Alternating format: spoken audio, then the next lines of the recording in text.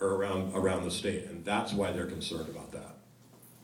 Well, and my argument would be that you're always better off with competition. The more competition, the better chance you have to get out there.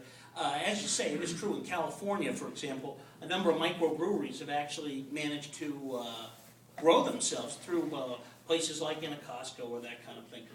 But, it's one of those things you really won't know until it actually goes through, and there would be some sort of an adjustment period. But generally speaking, when you invite more competition, it invites entrepreneurs to go in and more opportunity. Explain the real differences between 1100 and 1105 so that everybody understands the difference.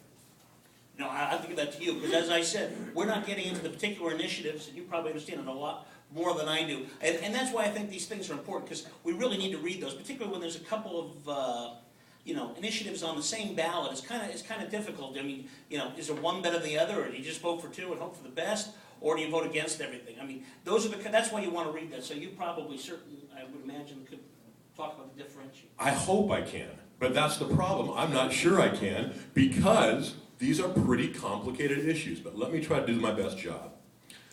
Ballot measure 1100, what we have here is sort of a three-way battle royal between retailers, which is Costco, which is measure 1100, okay? Between distributors, which is measure 1105, okay? And then the state of Washington, which wants to keep its system intact, the same system that we've had since 1933, the same system that has a 40% return in business. How many times have we said we wish the government would run more like business? This is one area where we do, a 40% return. Now, the differences between the measures, 1105, one crucial difference, and this is one reason why supporters of 1100 don't get behind 1105.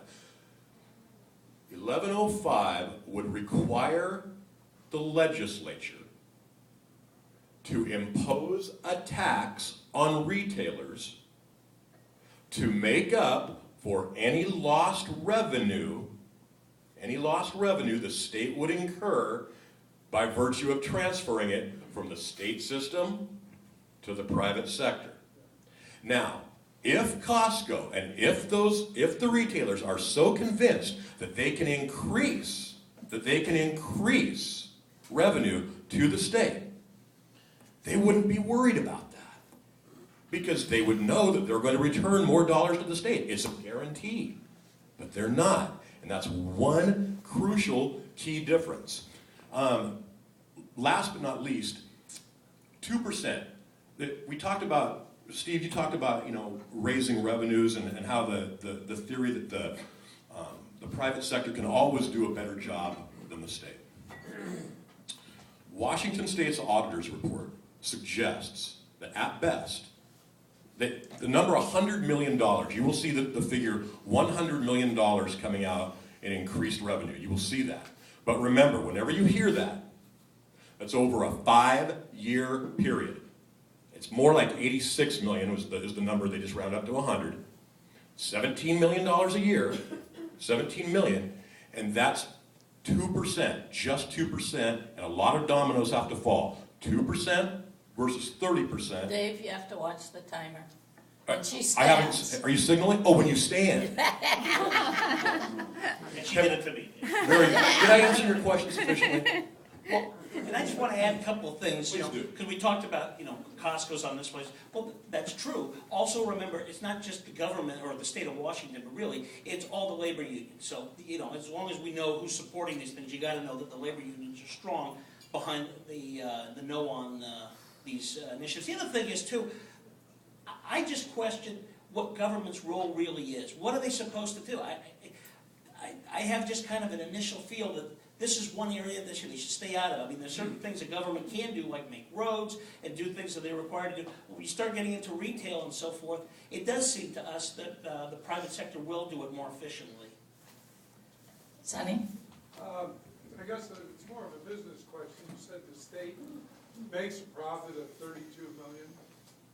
$332 million a year. That's net profit. Now, how can that be a profit when they set the price? has no part of that. How, could you ask the question one more time? How can you say that's a profit when it's, the market, they don't set, the market doesn't set the price. The state sets the price. Okay, well, here's how I would answer that.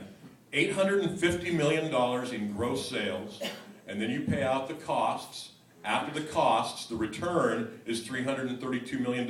That's a 40% return on your investment. I gotta ask a question. Do those costs include all the cost of the outlets, including labor and everything? Yes, and benefits, and, yes. Yeah. Overhead, absolutely. But, well, the one thing I would add to that, I think you're making a valid point, that this is not a free marketplace. And unfortunately, it's one area of the state where you have to go to a limited area, much like they did, behind the Iron Curtain, where there's this state this store, the state that store, and that's a problem. I mean, it really is, because you have to ask, again, it gets back to the question, does it really stop people from, does it stop people from going to get liquor, and is that the point of it? If it is, okay, I guess you could try to measure it, but then I have to go back to why are we having special Christmas sales and so forth. I mean, if you really want to control it, and we really think alcohol is bad, we can limit how much people can buy from there. That might be a much more effective way to do it than just have the government running it versus the private sector. Tommy, did you have your hand up? Yeah, I Yes, think. these initiatives would tilt the playing field to massive international beer and hard liquor industry. What's the largest brewery in the world? What is the I don't know, sir. I do, Budweiser. Anheuser-Busch, is it Anheuser-Busch? Last time I checked, they're not international, they're U.S. That's not true. That's not true. They've just been Bought by a Dutch company. Yeah, a German outfit just purchased them. Well, I was gonna do Joyce, and then I'll go over here. I just had a quick question. You mentioned that the state would then regulate all these grocery stores and gas stations. At what cost do you think that would be? Well, I mean, How again, many more, if we're, 100 times more outlets, how many more people would we need to regulate that? well, I don't think you need 100 times more people, and it's a matter of how you write the regulations and so forth. They do a good job with the government. That's one of the more effective things the government does, is they do a good job at keeping the minors from buying beer. I think it's, it's 10-15% better than the privately controlled state things. But that doesn't mean you can't control it that way, and again, it's all a matter of responsibility, too. I mean, it gets back, I know that argument sounds ridiculous with the chauffeur, but, I mean, where does it stop? I mean, you have to make that decision, and if you're okay with that, that's fine, but you need to decide what's important to you. And I guess I would respond to that like this. Just exactly as Steve said, Washington State has the highest compliance rate in the nation, 94%, in the state liquor stores. The state liquor stores have the highest compliance rate. When you go to the private sector, it's as low as 75%. And that's like saying 1 in 4 minors who go in to buy alcohol are successful. And then when you put, he made the analogy of the alcohol next to the Cheerios. Well, how about the alcohol next to the energy drinks? And then we just go like this and we smuggle it on out. I mean, again, I go back to the social cost. And if we lose $330 million, if Cowlitz County loses $250,000, that's $250,000, that's 30% fewer emergency responders, for 10% more drunk driving, 25% more violent crime, I think that's bad math. That's also, though, assuming that it's going to be completely one way, that there won't be an increase in revenue on the other side. So you have to take that with it. We see it more as a trade from public to private. Al, is that the one that you said somebody had their hand up over here? No, we both did. What happens if both initiatives pass? Remains to be seen. Remains to be seen. If both initiatives pass, there is some precedent for that. But regardless, lawyers are going to get involved. There's no question to see. One precedent would suggest that whichever gets the most votes would pass. The other would send it to the legislature to form some sort of a mix and match sort of thing, and then go like that. And it tends to go, by legislatures, that probably would be where it would go, but they would use the figure of like, how much one passed versus another in their decision-making.